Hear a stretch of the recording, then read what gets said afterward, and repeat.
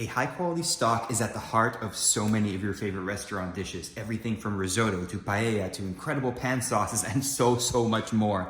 The thing is, many home cooks don't really think about having stock in their home kitchens. It's pretty expensive to buy at the supermarket, and the stuff you get is nowhere near as good as the stuff the pros are using. So how do we change that? How do you make the best stock you've ever had that you could serve to any chef and have them not call you a donkey? We're making chicken stock. Let's jump right into this.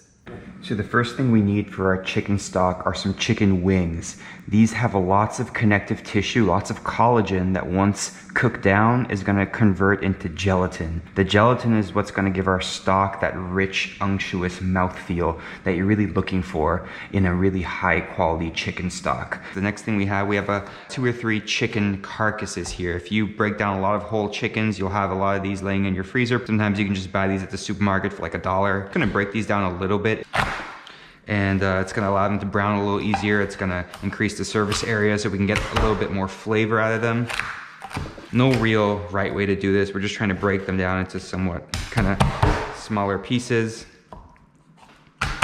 Something like that. When we're adding this to our sheet tray, we want it to be more or less on the same level. The reason why we do that, if things are stacked on top of each other, it makes it a lot harder to brown. Things will sort of boil and steam as opposed to getting that brown color that we're really after right now. I like doing it in the oven because you can just throw it in there and let it go. Just check on it once in a while and everything sort of browns at relatively equal rates. You come back in about 45 minutes, an hour at 450, and you're pretty much there. Everything is browned up. You could just throw it in your stock pot and you're ready to go. We just want to get some oil. This is just going to accelerate the browning a little bit. An important point here is that we're not going to use any salt, as we don't know exactly what we're going to be using this stock for yet. We might be using it in a soup, we might be using it in a sauce, or anything in between. For each of those applications, the level of salt that's required is just completely different. So rather than having to decide now and limiting our options later, it's best to just leave things neutral now, and then whatever you're going to use it for, you can control the seasoning. And we're going to transfer it into a preheated 450 Fahrenheit oven. More or less in the middle. We'll check on this in about 45 minutes. We're just gonna keep our vegetable mix, our mirepoix, very basic. We're just going carrots, celery, and onions. Some people will like to add other things like garlic, like lemon, like a variety of herbs. Those can be great, but it sort of goes back to the idea of we don't know exactly what we're going to be using this stock for yet. So I want to keep this as much of a blank canvas as possible. As it relates to garlic, I don't like to use garlic in my stock. I find sometimes, especially when simmering for a long time, it produces this very distinct off flavor. That's kind of hard to describe, but it's very noticeable and I really just don't like it. So I tend to leave garlic out of my stocks when I'm cooking them for a long time. And if I want garlic, I'll kind of add them when I'm actually using the stock for something. So when I'm adding onions to stocks, something I like to do, take the skin off. Some people will say the skin actually adds nice color to the stock. It's true, it adds nice color to the stock, but I found it can impart this flavor that I really just don't like. So I find when I leave out garlic and I take off the skin to my onions, I find the flavor is a lot cleaner. So next we're gonna peel our carrots. Again, this is something that some people say is unnecessary. It might be. It doesn't take a lot of work, and I think it just contributes again to having a little bit of a cleaner flavor. They don't have to be identical, they don't have to be super nice. Really, you're just trying to break them down a little bit. You really want to have a ratio of around 2 parts onion to 1 part carrot to 1 part celery, roughly speaking. The last thing I'd like to add to the mirepoix are whole black peppercorns. I find especially when you fry these up, they taste really good. They really add a lot of flavor. Since the chicken needs a little bit of time to sear, we're going to fry up our mirepoix. That's going to develop just that little bit more flavor, caramelizing those onions a bit, caramelizing the carrots. That's going to taste real good. And 2, this isn't the biggest pot. It's going to allow the bulk of all these vegetables to just shrink down a little bit. So hopefully we'll be able to get everything in the pot without having to switch to the big guy over there. Okay, so now that our Dutch oven is pretty hot, we're just gonna add some more canola oil. We're just gonna start frying off our vegetables.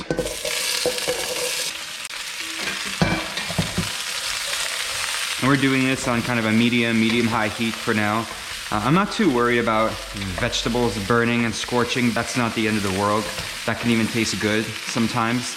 In contrast, when things like meats burn, whether that's chicken, whether that's beef or pork, that can really create some terrible flavors in your stock. So whether we're searing our meat in a Dutch oven or whether we're searing our meat in the oven, we want to make sure that things are browning, things are not charring. Vegetables, we can be a lot more flexible. Burnt vegetables, no problem. We're really playing chicken with the chicken. We're trying to get it as brown as we can without burning it. We're gonna want to take all this chicken, transfer it into the Dutch oven with the mirepoix. And a fish spatula works really good for this job. It doesn't matter if things get a little broken up. Oh, you can see the nice browning we have here. All these brown bits are called fond, and that's where really a lot of flavor is stored. You never want to throw this stuff out. So we're gonna pour off the fat. Just a little bit of water.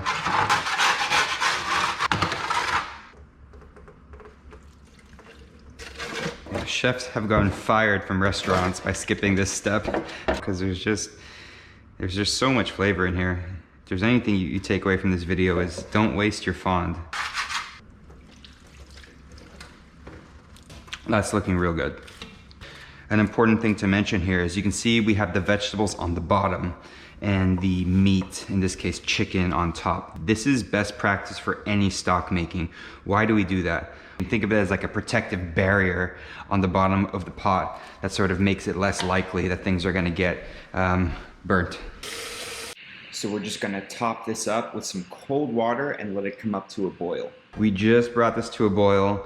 I've reduced the heat down to a simmer. I've skimmed off a little bit of fat just because the level of the pot was pretty high and it was overflowing a little bit. I'm having a little bit of it here just as a drink. It's delicious already, even though it just came up to a simmer. We're gonna let this go for a few hours. Not exactly sure how long yet.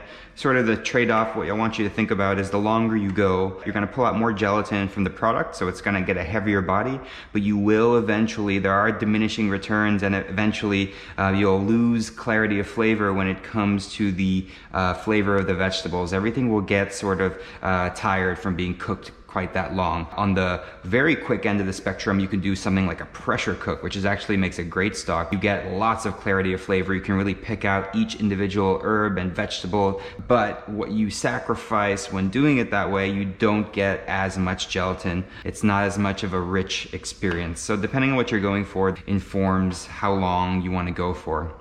So I'm gonna check in on this in a couple hours. I'll let you know how it looks and how it tastes. See you then. It's been about 6 hours now, and we're just gonna see what this looks like. Oh, so you can see the color has really developed. It's gotten really, really dark.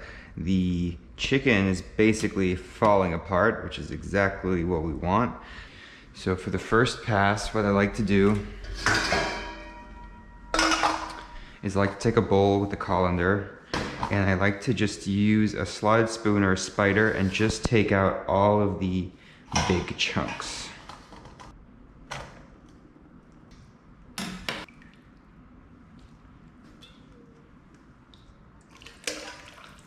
Grab a fine straightener.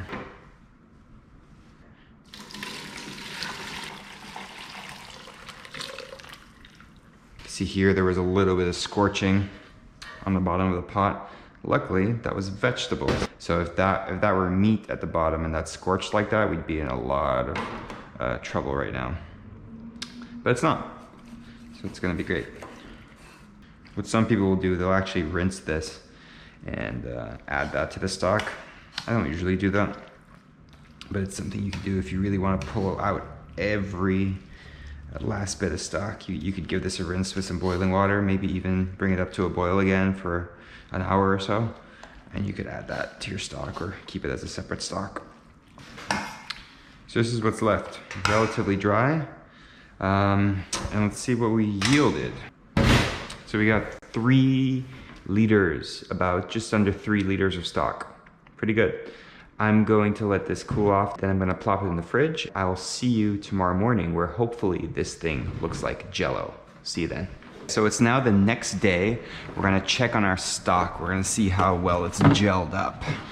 You can see there's a fat layer on top. What we want to do, we want to skim off pretty much all of it, or as much as we can really get. Spoons work pretty good.